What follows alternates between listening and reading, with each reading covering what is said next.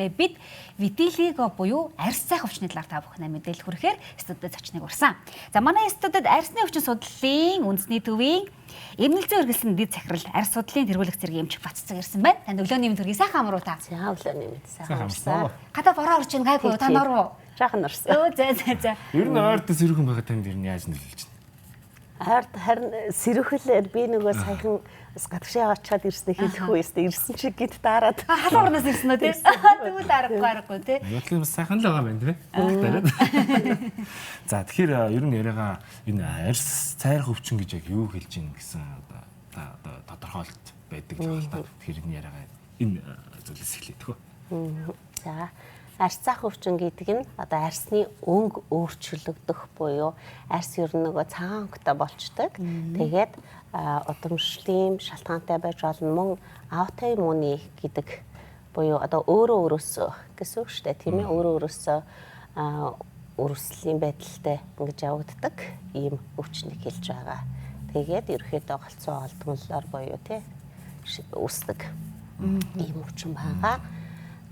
Тэр энэ өвчний одоо ер нь одоо нэг сөрөг нөлөө ч юм одоо биед үзүүлэх одоо шинж тэмдэг ч юм уу тий муу одоо тийм зүйл байгаа л байдаг болов. Яг нөгөө яг арьсны өнгөл өөрчлөгдчихдөг болохоос биш учиргүй бусад өвчин шиг л одоо тий нөгөө амь насанд аюултай ч гэдэг юм уу амьдралын чанарыг айхтар муутгаад байдаг ч гэдэг юм уу тэр юм нь бол харьцангуй гайгүй. Гэхдээ ер нь нөгөө арьс цайхан өвчтөй хүмүүсийн хувьд бол сэтгэл зүйн асуудал жоохон их байгаа л байдаг. Тий нийгмээс тусгаарлагдах өөртөө айгуу санаа зовох гэд байдаг. Гэтэл зарим нь одоо тасан зохицсон хүмүүсийн хувьд бол тэрийгээ бас даваа талж болгодог нэрсэр хүмүүс байгаа шүү дээ. Одоо жишээлбэл нэг айгуу мундаг загвар өмсөгч байдаг шүү дээ. Тийм модель байдаг тий бүр өөрийгөө нөгөө юу лээ Америкийн юм уу гэдэг тий орж исэн тий тэр өдрүүд өөрийгөө даваа талуулгасан байгаа. Тийм.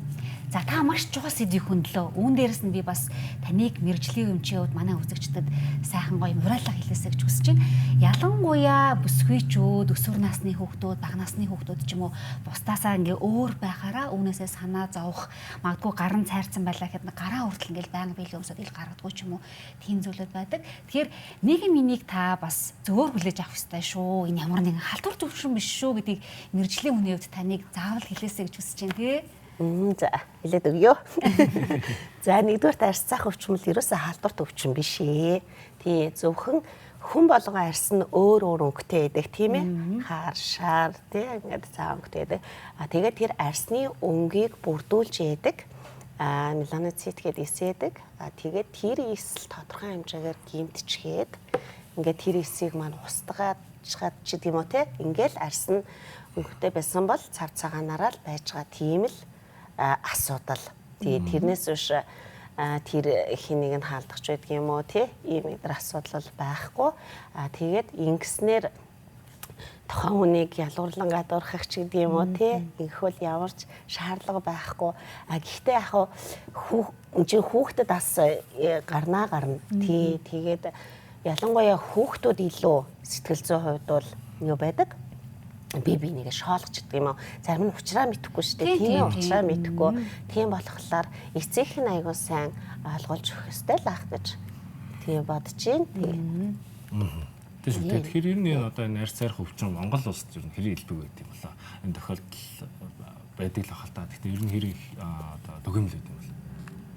За Монгол улсад ерөөхдөө нэг би нэг 2019 онд ч болов нэг яаж асан юм яг арьс цайрах өвчтөй хүмүүсээ статистикийг гараад цуглуулад тэр хэдтэй бас нэг мэдээлэл өгөөд ингээд өдөрлөг зохион байгуулж ирсэн.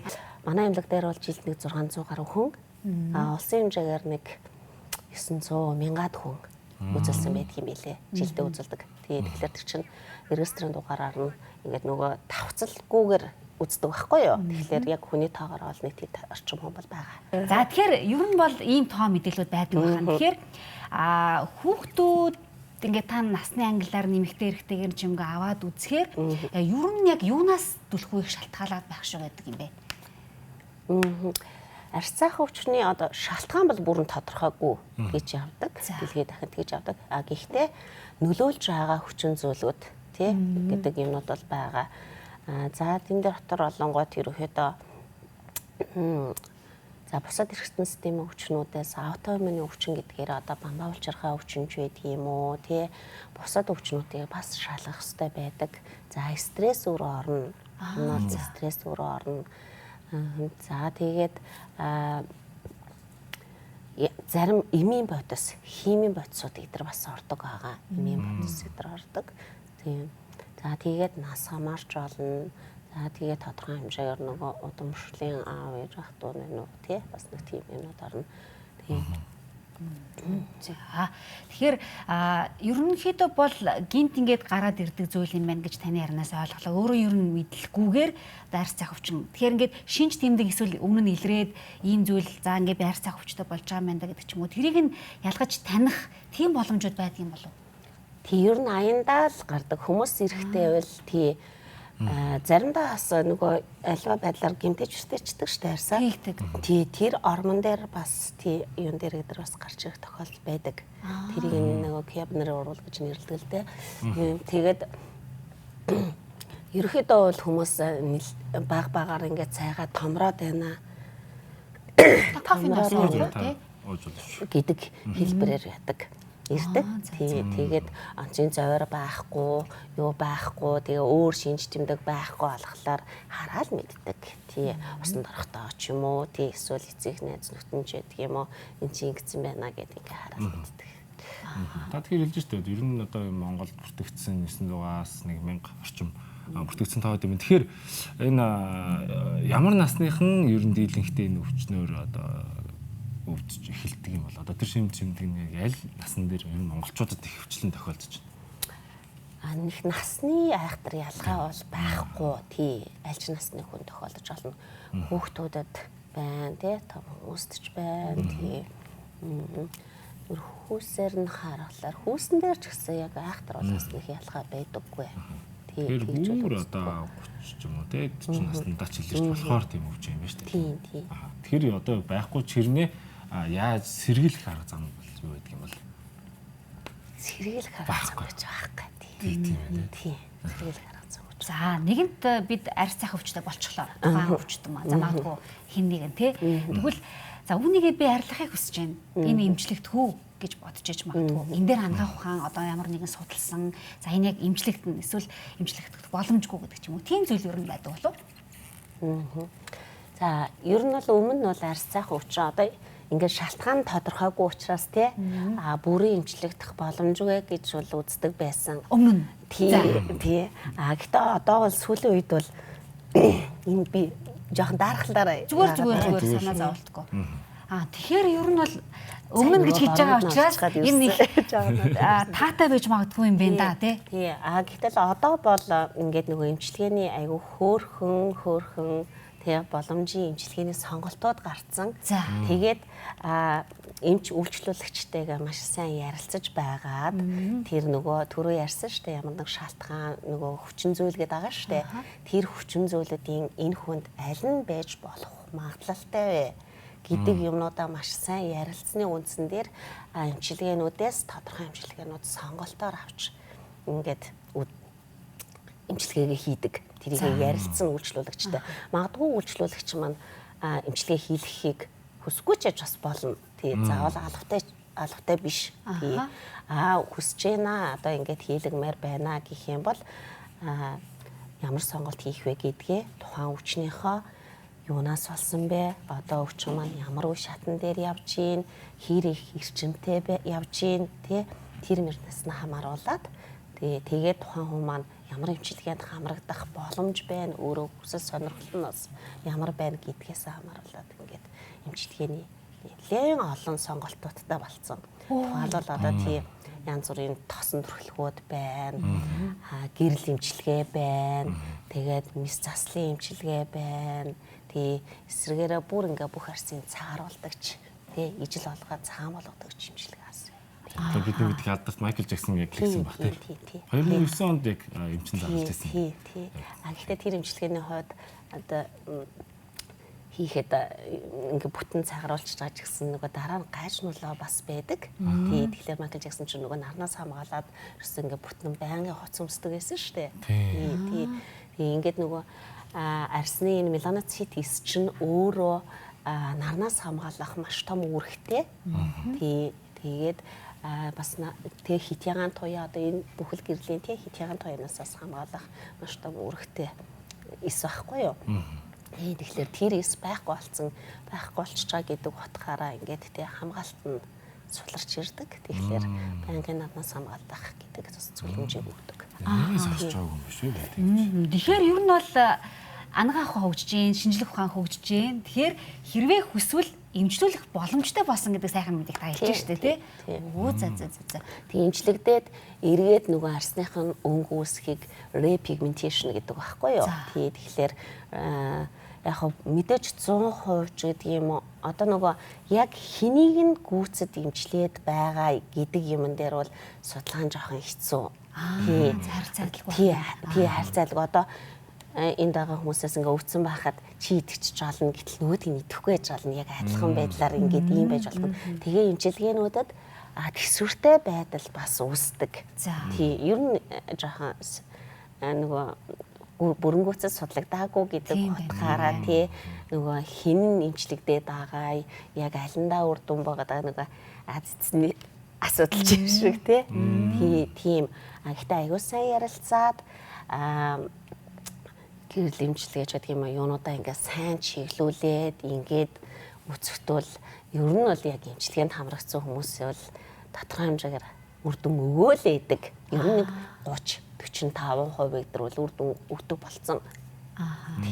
Тэгэхээр яг магадгүй бүр тэрнээс ч дээшээ хувь бол нөгөө нийт эмчлэгдсэн хүмүүсийн гэсэн үг шүү дээ. Эмчилгээнд хамрагдж байгаа хүмүүсийн гэсэн үг. Яг эмчилгээний хувьд жоохон удаан эмчлэгддгээрээ сул талтай удаан эмчлэгддэг. Удаан эмчлэгдэнгүүт хүмүүс дундаас нь шантраад тийм орхих байдал бас үүсдэг. За өөрөө хүсээд эмчилгээндээ орчлоо тууштай байлаа. За дараа нь одоо маш одоо сайн арчилгаа, тордлогоо, эмчгийн одоо байнгын үзлэг энэ төр зүйлүүд хэрэг болдог юм шиг санагдлаа гам барих гэдэг ч юм уу тий. Энэ тал дээр та бас мэдээлэл өгөөч ямар зүйлүүдийг анхаарах хэрэгтэй байдаг юм бол. За хамгийн нэгдүгürt бол нөгөө нарнаас хамгаалах гэдэг зүйлээ хэрэглэн маш сайн тэр баримтлах ёстой. За тэгээд стресс өөрөө энийг хэсэгдэг гэж түрүү ярьсан да. Тэгэхээр одоо миний арьс цайраад байна, цайгаад байна гэд энэ байдал нь ингээл эндээ улам стресстэй тах юм бол улам л ихсээд идэг. Тэгэхээр бид нар бол эмчин зугаас ямар тягтдаг баримталдаг вэ гэхлээр одоо хүн ихсээд байна гэвэл тэрийг нь ямар ч ясна нэг ихний ээлжинд ихсэхгүйгээр нэг бариад өчхий те зогсоогоод үгүй гэдэг юмыг ихний ээлжийн зорилгоо болгож ингээд хийдэг. За ерөнхийдөө бол бас зогсоочж болдог. Тий одоо нөгөө аутоиммуны шалтгаантай байдаг учраас яг нөгөө тэрнийхний эсрэг эмчилгээнүүд хийгддэг. Тэгээд сая гадаадд гэдэг бол бүр гоё бай эмчилгээ хүртэл хийгдсэн байлээ. Нэгдсэн байлээ. Тэгээд Америкт бол тэрийг зөвшөөрсөн л байлээ л дээ. Тий. За тэгэхээр ерөнхийдөө маш энгийн юм байна шүү дээ. Дараах одоо гам барилт нь бол тий. Гам барилт нь бол энгийн. Тэгээд сэтгэл санаагаа тайван байлгана. Нарнаасаа хамгаална, эмчилгээнд оролцох уу, хийх үү, хийхгүй юу гэдгээ шийднэ. Хийж гавал ямар эмчилгээг яаж хийх вэ гэдэг тактик эмчтэйгээ ярилцсан. Тэгээд эмчилгээ нь удаан хугацаагаар үргэлжлэх учраас за чиний эмчилгээ ийм үр дүнд хүрнэ гэж одоо хоёулаа төлөвлөж байна. Тэгэхээр энэ төлөвлөгөөний дагуу хэдийн хугацаагаар явна, үр дүнгээ ингэж хэмжинэ гэдэг ингээл явна л та. Тэгээд эмчилгээний үр дүнд хэд хоногийн дараа гарахгүй бол дараагийн эмчилгээний ийм сонголт руу сольж олно. Тэгээд нөгөө эмчилгээг бас тодорхой байдлаар солигдох тохиолдлууд нэлээд байдаг. Яг тэгэхээр нөгөө нэг эмчилгээний төсвөржилт үүсдэг гэдэг тэр ярьсан да тийм мэдрэмж байдаг. За тэгэхээр тун сонирхолтой сэдв бас төдийлөн бас хүндэтгэд байдаг сэдв бас танигдаагүй өвчин ч юм уу тийм байдаг баха. Тэгэхээр одоо хэдүүлгийнх нь ярианы хугацаа дуусч байна. Тэгэхээр танд хэлж амжаагүй одоо үг байвал хэлээд за мөн одоо ажлын хамт олондоо мэд хүргэж одоо яриагаа гуруулаад яриагаа дуусгая. Тий, за хэлж амжаагүй юм гэх юм бол яг эмчилгээний хувьд нөгөө эрүүл мэндийн даатгалд хамрагдахгүй байгаа. Тэгээд одоо жишээлбэл гэрэл эмчилгээ бараг 5-6 сар За бүр 2-3 жил ч явдаг. За. Ингээд эмчилгээ нь ийм баггүй. Тэгэл тэр чинь 7 хоногт 4 удаа 5 удаа гээд нөгөө тархалтынхаа байдлаас хамаарна шүү дээ. Ингээ олон удаа явдаг учраас бас хүндээ эдийн засгийн хувьд Тийм байна. эмчилгээгээ бүрэнгүүцэд явахад асуудалтай байдаг. Манай орнд бол тийм байгаа. Тэрэн дээр бас нэг таатгал олон төр зэсэг маань явал тий. Нэрээ бас дэмжүүл гэж бодож байна. За тэгээд өглөөний мэндийг ажлын хамт олон та бүхэндээ хүргээд өдрийг сайхан өнгөрүүлээ гэж хэлээ да. За танд баярлалаа. Ажлын амжилт хүсье. Олон хүмүүсийг яг энэ арсны асуудалнаас салгаж эмчилж байдагт нь баярлалаа гэдэг хэлье. Баярлалаа. За үзэгчдээ манай студид арсны өвчин судлалын үндэсний төвийн нэлзүү эрхэлсэн дэд захирал арсны судлалын тэргүүлэх зэрэг эмч Батцэг ирж арс сайх өвчний талаар мэдээлэл хүргэлээ.